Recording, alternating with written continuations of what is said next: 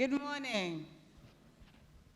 Right, so the topic that I was given, by the way, do you guys like my glasses? Thank you. I'm launching them today. Well, I launched them yesterday, but today is the first public day. So, winning your next client, that's the topic that I've been given. If you really think about it, are you winning a new client or a returning client? Now, I think what's important when you think about this question is the fact that in our industry, what we do is very capital intensive. So you don't want a situation where you're trying to push for the wrong thing. You know, if you think of the individual who builds a house once, technically they don't ever tend to be a return client because they're not going to build two houses, are they? You know, unless you're maybe working for a developer who does a series of residential developments, then you have that potential opportunity. In my case, so far, it's actually been easier to get new clients as opposed to returning clients. Returning clients within the realm of the building industry, as an architect, can be a bit of a challenge. So you need to be clear on how you actually approach that as a question. So, in our case, we were very lucky to have Maryland as our first big job, which everyone knows us for, but we've actually never worked again with this client. When Maryland opened in 2016, it opened at the beginning of a recession. So as you would imagine, most large-scale projects actually were not, large-scale projects were no longer in the market at that stage. So we actually ended up doing a lot of smaller jobs.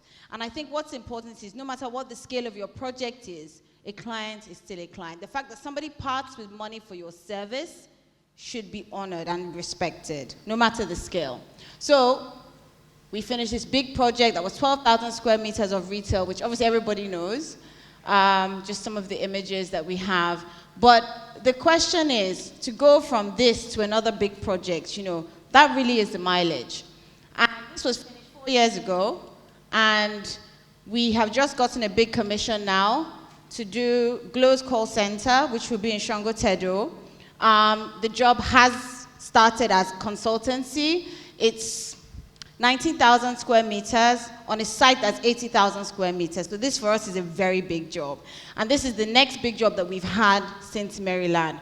But it couldn't have been possible without Maryland More. And that will come out, we'll start work on site hopefully sometime next year. So I have 7 points that I want to advise you on in terms of getting your next client. So number 1, apprenticeship. Please, architecture is a profession of apprenticeship, not entrepreneurship first. School will only teach you how to design. The business of architecture, dealing with clients, knowing how to collect fees, writing minutes, writing letters, understanding emails, can only be done if you work in an office. Do not let anybody lie to you that you can go straight from school doing a 3D to a finished product. You must learn how to take the 3D to the finish line. And it's better to do it in somebody else's office, because if you make financial mistakes, nobody will touch you. This is really important. It's so easy today to have a client come and say, I'll pay you 50K for a render. You are shooting yourself in the foot long term, because guess what? One day you will be that older architect who won't get the commission because a cheap client goes to a student for a 3D. So please, for our profession, it's important that we keep this in mind. In my case, I worked for quite a few people. I worked at SOM in London. I worked at OMA in Rotterdam. I did 3 months at Femi Majekodunmi Architects. And I worked 4 years in James Cubitt Architects. And I'll tell you this, wherever you do work, keep good relations. I can call my former boss and ask him for advice today. This is really, really important. If anybody knows James Cubitt Architects, this reception table, I did the design, by the way. I think it's still there. Jackie, is it? Have you changed it? We just changed it. What? Okay, well, it was there for quite a while, so. Point 2. Document your work. Please. This is something that a lot of offices do not do. I don't know why in Nigeria, people should actually put in the cost for photographing their work at the start of a project. It shouldn't be something that you pay for separately at the end. It's so important. In our case, we document everything. Even if it's a 50 square meter shop, I photograph it, because guess what? The day you hand it over to the owner, that's the last day you have the opportunity to go in and do anything. You can't go to somebody who you've designed their house and tell them that, oh, I want to come in and take a photo of your bedroom. Nobody will let you in. So you document your work. And also, once people or clients understand that as an architect, as an architect, it is actually within your legal right and should be in your agreement that you can take credit for your work. Now, how you go about that is different. So, for example, in Nigeria, where we have security concerns, people are a bit uncomfortable with you taking photos of their house. You have to build up a reputation where you do it respectfully. No one is saying go and scatter it across the internet and put the address, But you should be able to go to a new client and say, this is what I've done. It's really, really important. And we do that very well. Third point. Create brand awareness. We have a problem in Nigeria where our profession is no longer fully respected. So we have to make an effort to make this actually happen. As you all know, I'm very big on social media. I think how to represent yourself is how people will take you. Ladies, please, respect yourselves. If you want to be known as a good architect, it's not about makeup or fancy clothes. Create an awareness that is positive to your brand. Do you want to be paid or not? It's really important.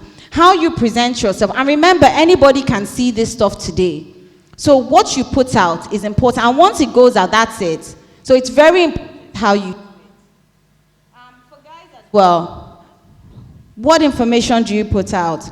I will say this, everyone is different and there are different ways to approach this, but I hardly put 3D visuals online. And I do it for two reasons.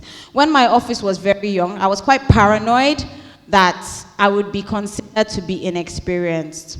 I'm 40 next year, I don't look it. So the last thing I need, thank you, is a client thinking that, who is this inexperienced somebody that I'm going to give a lot of money to do a job? So I made a conscious effort to only put finished buildings or finished interiors online. Another reason why I'm very skeptical about putting 3Ds, until it's built, you don't own the copyright. I hope that's clear. Hello? Until it's built, you don't own the copyright. If you put something online, your intellectual property, and somebody copies it, are you going to go and disturb them in their office? You've created inspiration for someone else. So you need to be selfish and guarded with your information. It's so important. So please, think about how you represent yourself. In some cases, some people feel, especially when you're a young officer, you might not have a lot of information, but just be conscious that once it's out, you can't take it back. And you can't go to someone and say, why did you copy me? So be very conscious of that. Point 4. Get your project published.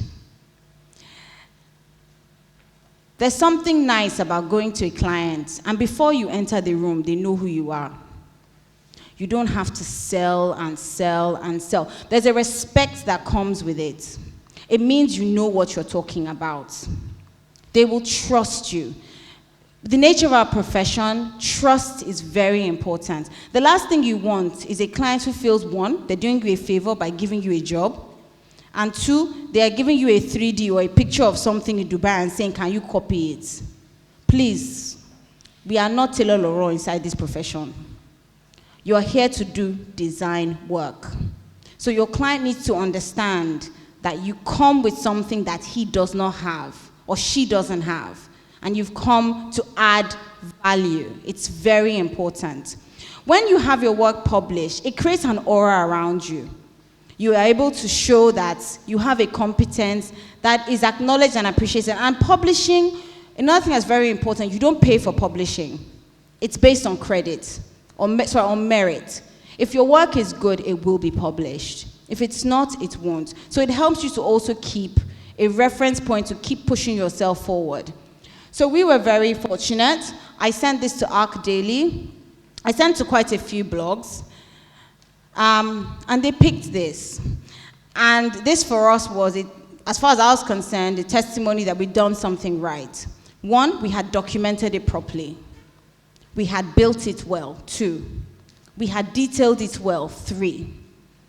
And for somewhere that on an international website that you can probably count how many projects they have from West Africa, our work got selected and put online. So this was a very big deal for us. And it showed that we are doing international work. We're not doing local work.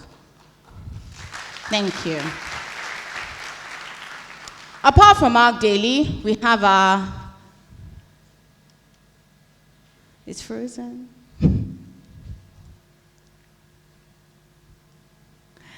Living Spaces. So Michael, please, you need to speak to this man. Oh.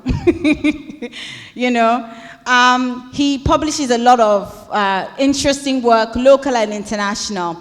And like I said, when you're always conscious that your work is on show, even when you're designing and you're putting things together, you're constantly thinking about how it will be represented. I mean, it's not uncommon now that everyone is thinking about the Instagrammable picture in their design. Please, it helps us to push quality control and design aesthetic. So please, those are things that you should keep conscious. Also, we have with Castles Magazine, you know, getting your work published in there as well. Create a positive public awareness of the profession, not just for yourself and for your practice, but for everyone in general. So, point 5. Collaborate. And when I say collaborate, I don't just mean with the other members of the building profession, the engineers, you know, the MEP engineers, electrical engineers, the QSs, but collaborate with people of other professions. So in my case, I do a lot of work with artists. There's this project that is Angels and Muse, which was done in collaboration with Victor Hekamone. And it got featured in Netflix. So if anyone has seen it, it's a show called Amazing Interiors, and it's episode 10. So it's interesting when I get people from Brazil sending me messages on Instagram that they saw this. You know, it was a very small project, but the mileage we had publicly was quite high. And another point which I will talk about later also relates with this. And in any business, you must have foresight about what you want to achieve long term.